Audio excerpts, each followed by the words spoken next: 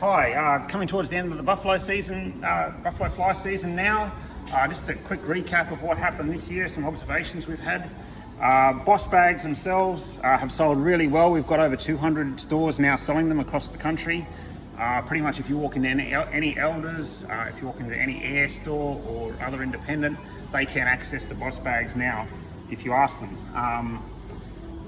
People have realised that you have to slide a pole in along the top of the bags, they don't hang down.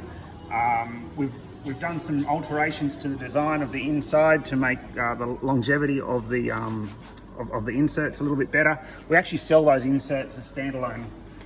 Here we sell those inserts as a standalone product too, because this PVC is a very high quality, will last indefinitely.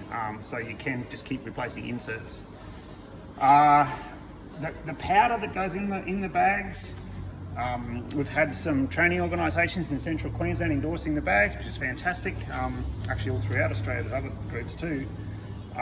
The problem is the powder that goes in them is the critical bit.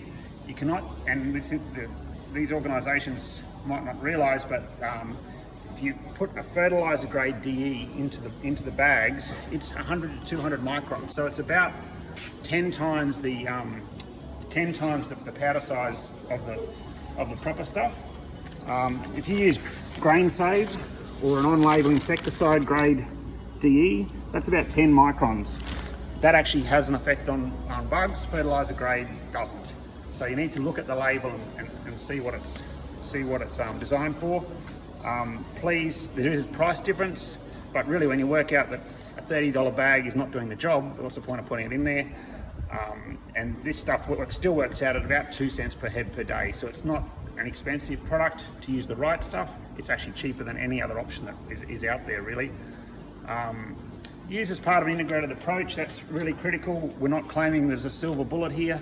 We're claiming it helps in an integrated approach to external parasite management. Your first line of defense is usually sulfur. Sulfur is made much more effective by adding a product called allicin in, which is a garlic extract.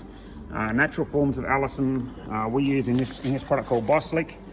Animals can only absorb about 5 grams of sulfur a day unless they have allicin added to the diet. So it has got various patents throughout the world on you can look it up yourself, but ticks in red deer in New Zealand, for example.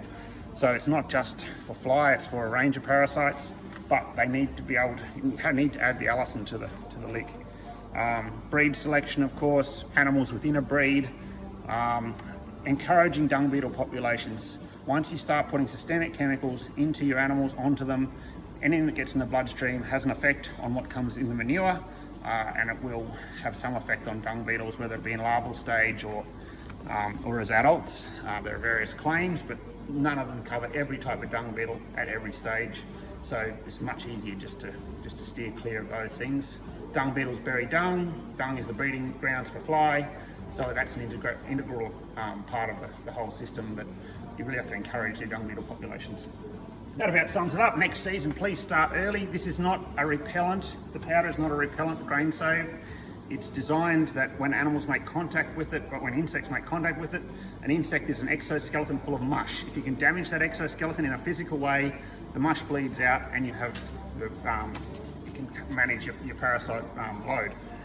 So you have to put them out early. The fly do go on the animals.